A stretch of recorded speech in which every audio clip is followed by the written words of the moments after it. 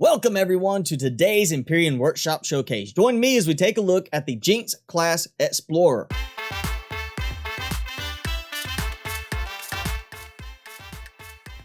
So today's design is the Jinx-Class Explorer, and it is an unlock level 20 size class 6 capital vessel coming to us from creator Napalm. The theme of this design is that it is a capital vessel produced by a scavenger faction, so obviously it's meant for going in and stripping apart wrecks and things like that, basically scavenging supplies rather than going into a heavy combat situation. So right off the bat, I'm going to go ahead and point out there is something cosmetically I do not like about the ship, and that is the placement of the drill turret at the front. It sits so low that it actually glitches in through the base level where I'm sitting at and will sit lower than the landing gear actually does.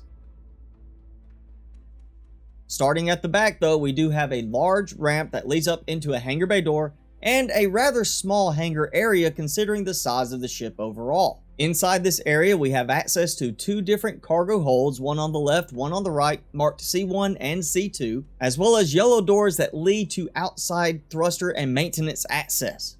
One cosmetic element I really like about this area is the use of the trussing and bracing at the top, which makes it feel like it has some actual support to it. Each of the cargo holds only has a few cargo boxes in them, but cargo hold number 2 also has an elevator going up.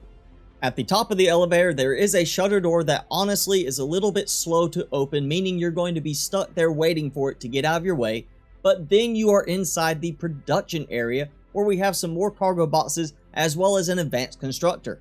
Next to the cargo boxes up here, we do have a doorway that leads into our core containment room, which interestingly puts it on the side of the ship rather than towards the middle where it's more protected. We also have stairs leading up to two upper balcony areas. The topmost one gives you access to another elevator that takes you to the very top outside area of the ship, while the green door that you pass by will take you into the grow plot area. In the grow plot area, we do have a ventilator, and right next to it are stairs leading up to a doorway that, taking this door, leads us into the upper part of cargo hold number 3.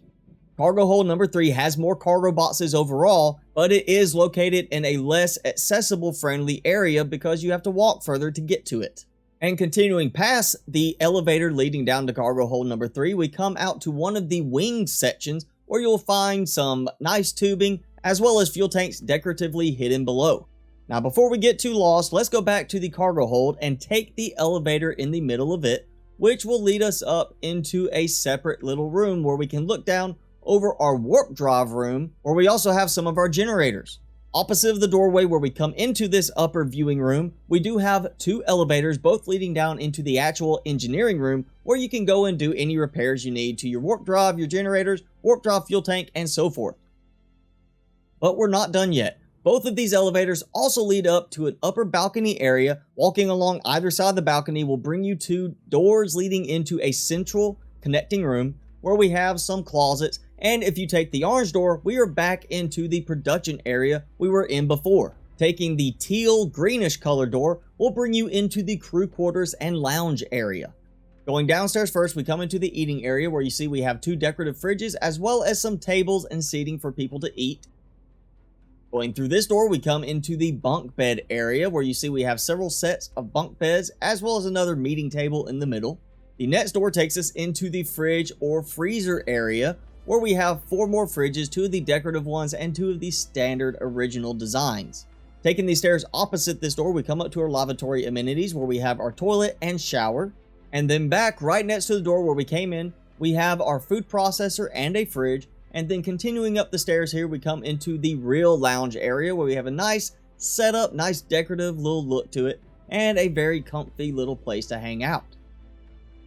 Taking the door to the left of the stairs, we go out to another short elevator section that leads you to the top of the vessel.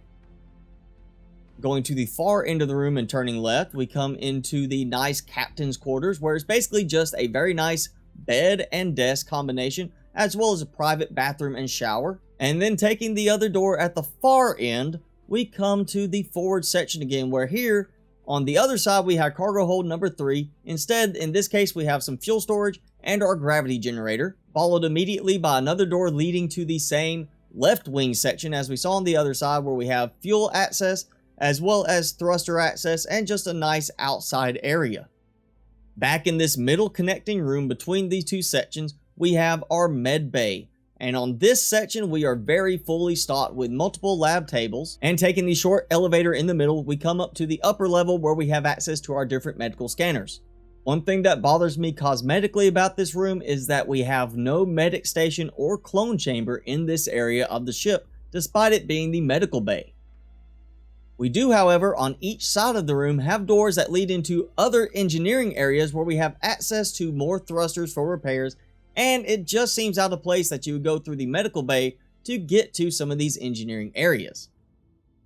Back in the overlook room above the main engineering area, if we go through the door between the two elevators, it takes us through a middle shaft area where you see we have some nice cryo chambers for decoration.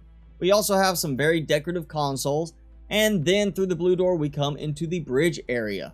Right as you come in, you will have a medic station and an O2 station. Continuing forward in the middle, you will find a captain's seat, one of the decorative ones, and then over to the sides you will find some access to cargo boxes and RCS that are, to me, weirdly placed in the way. We also have a fridge stuck over here in the middle where there's nothing in the other side to match.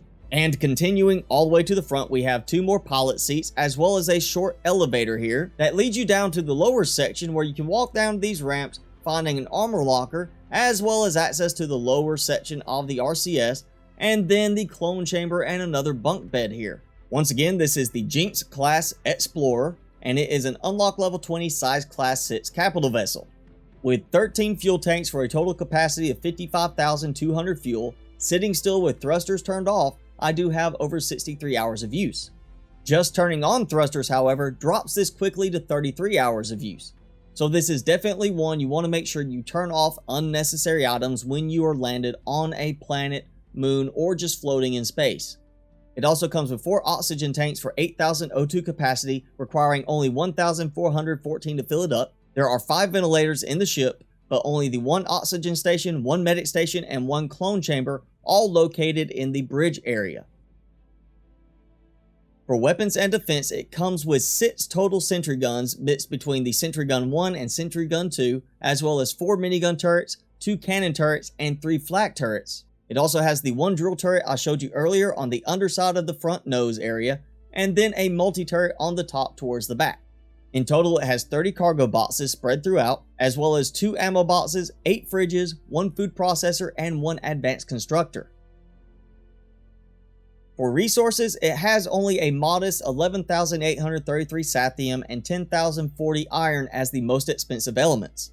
Because of some of the design choices, the neodymium is going to be one of the more expensive elements to get earlier in the game. It requires 589 zascosium and erestrum, which really is not that bad once you start breaking down some points of interest, especially the crashed ship sections. Now right now, this is doing really well in the workshop, and I can see why. It has a very good looking design to it. However, in my opinion, it doesn't really hold up to the visual look that it has initially once you start getting into the actual form and function of the ship on the inside. It is definitely limited in terms of production capability because of just having 1 advanced constructor. And because I'm a player that prefers to use F to directly physically access cargo boxes instead of using control panel to do so, this design is very problematic with the widespread setup of the cargo boxes. It also only has the 1 hangar bay area, which means you're basically going to be limited on what ships you can use. The upper part of the ship does not actually allow for a very good sized small vessel to be placed on it and docked. One of my biggest gripes about the design, however, is the placement of the medic station, clone chamber, and oxygen station.